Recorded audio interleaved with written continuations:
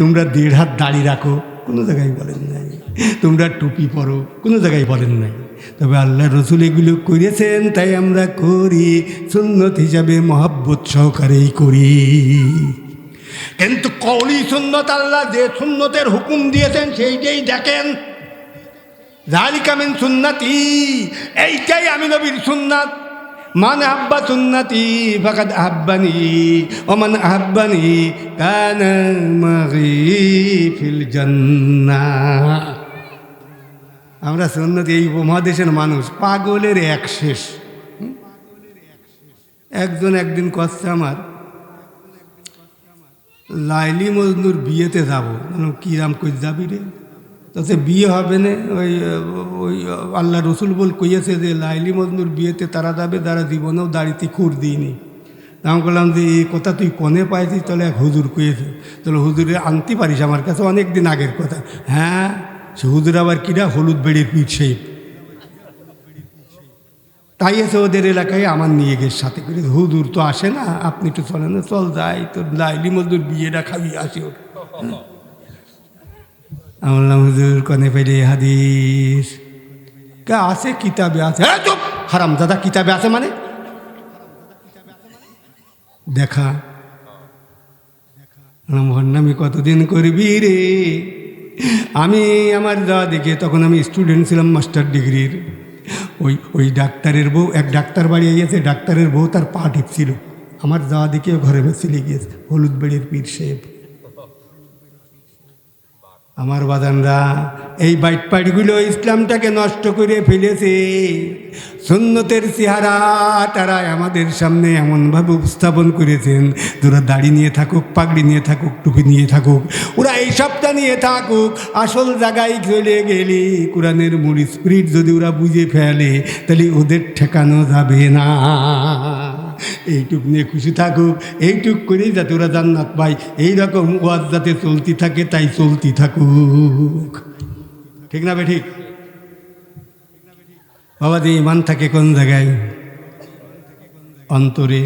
আল্লাহর নবী বলেন, এটা মুসলিম শরীফ বলি, মুত্তাফাকুন আলাইহি, বুখারী এবং মুসলিম। আল্লাহর নবী বলেন, লা ইয়ানজুরুল্লাহু ইলা সুওয়ারিকুম ওয়া আমওয়ালিকুম।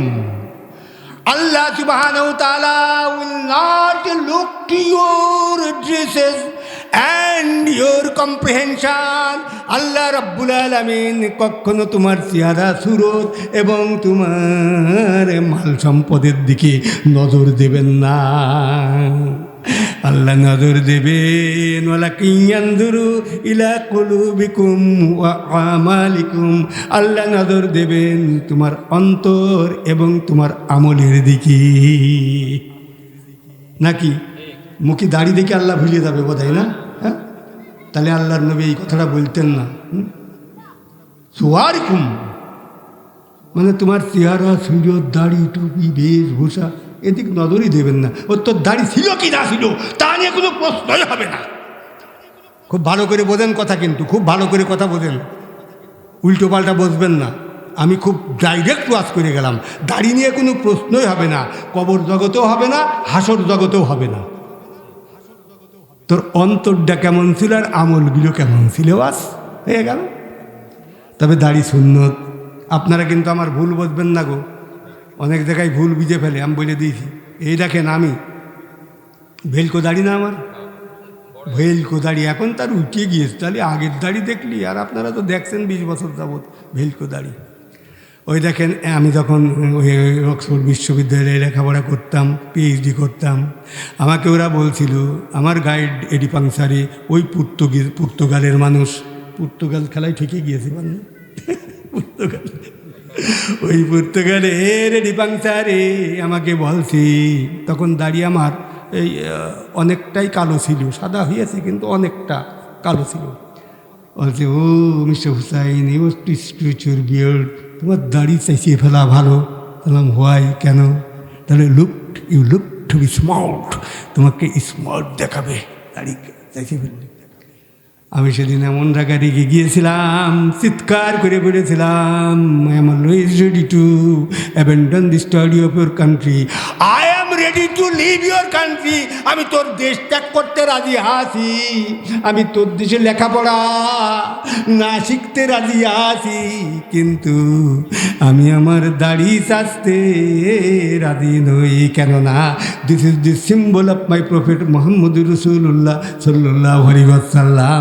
এটা আমার নবীর কাস্টমারি সুন্নত, আমি এটাকে খুব মহব্বত করি। গল্পটি কেন করলাম আপনারা ভুল বুঝতে পারেন বলি, কিন্তু কিন্তু বাবাজি কলাবে এই জন্য যে আসল সুন্নত না মেনে যদি এই সুন্নত নিয়ে বাউল মেরে বেড়াই তাহলে কেমন দাঁড়াবে? লুঙ্গি খুলে গেঞ্জি গায়ে দিয়ে ঘুরিয়ে বেড়ানোর মতন। লুঙ্গি নেই, গেঞ্জি গায়ে দিয়ে ঘুরিয়ে বেড়াচ্ছে, মাথায় একটা পাকড়েও বাজছে, অবস্থাটা সেইরকম না। অতএব বাবাজি খুব খেয়াল করুন, খুব খেয়াল করুন, এই অন্তরের মধ্যে কি থাকে? হিংসা থাকে, ঠিক না বেঠি? আল্লাহ নবী কি বললেন? ইন্নাল হাসাদা ইয়াকুলুল হাসানাতি কামা তাকুলুন নারুল হাতাবা।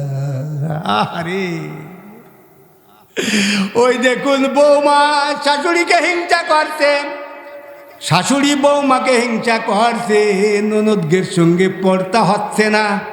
কিসের কারণে? হিংসের কারণে। ওই যে স্বামী ওর ননদের জন্য শাড়ি এনেছে বলে ওর জ্বলিয়ে যাচ্ছে, হিংসেই জ্বলিয়ে যাচ্ছে। এবার আমরা খুব খেয়াল করুন, আপনাদের একটা ফর্মুলা শিখিয়ে দিই। একটা ফর্মুলা আপনারা নেন, যদি আপনার বোনকে কিছু দিতেই হয় গোপনে চুরি করে দেবেন। এ চুরিটি পাপ হবে না, ওই ইবলিস যেন না দেখে, ও দেখলেই সংসারে অশান্তি বাড়াবেন। কাজে এই অশান্তির হাত থেকে রক্ষা পাওয়ার জন্য চুরি করে দেবেন। আমি দিই, মেলা দিয়ে এরকম। আমার বউ যে অশান্তি করবে এটা আমি বিশ্বাস করি না, তবু বলা তো যায় না, বলা তো যায় না। রসুলির শাড়ি নি আর আমার বউ আমার ছাড়বে, এটাকে হতে পারে না। আপনারা সূরা আহজাব পড়িয়ে দেখেন অবস্থাটা কি দাঁড়িয়েছে। 28 নম্বর আয়াত থেকে আল্লাহ রসুলের চারপাশ থেকে তার 4 জন বিবি ঘিরিয়ে ধরিয়ে বসে আছে। এটা দাও, ওটা দাও, সেটা দাও, এটা খাবো, ওটা খাবো, সেটা খাবো, অস্থির করে তুলেছে। আল্লাহ রসুল মাঝখানে বসে উঠে দৌড়িও বাড়তে পারছেন না। এটা কোরআন থেকে বলছে, সূরা আহজাব পড়েন, আমি এখনই আয়াত পড়িয়ে দিচ্ছি আপনাদের কাছে, ঠিক আছে না? আল্লাহ রসুলের চোখ দিয়ে পানি টলমল টলমল করছে। এমন সময় হযরত আবু বকর এবং হযরত উমর শাহাদাত হয়ে পড়েছে। কারণ আল্লাহর নবীর 2 বেগমের 2 জন বাপ, হাফসা রাদিয়াল্লাহু তাআলা আনহা, তার আব্বার নাম উমর ইবনুল খাত্তাব। আয়েশা রাদিয়াল্লাহু তাআলা আনহা, তার আব্বার নাম আবু বকর রাদিয়াল্লাহু তাআলা আনহু। 2 জন স্ত্রীর আব্বারা এসে হাজির হয়েছে।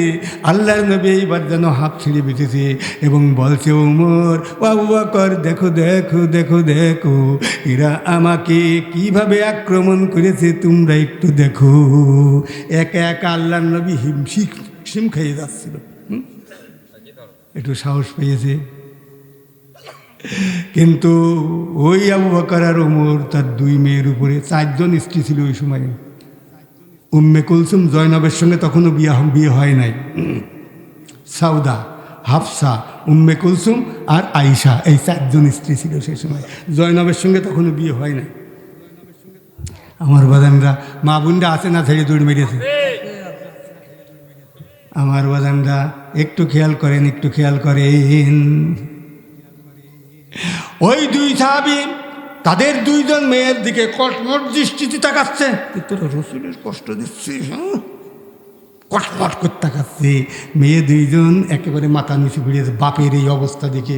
অগ্নিশর্মা, রসুল সাল্লাল্লাহু আলাইহি ওয়াসাল্লাম তো তাদের দিক কোনদিন চোখ গরম করেও কথা কইনি, কিন্তু বাপরা কি ছাড়ে নাকি? ও আমার বাবাজিরা,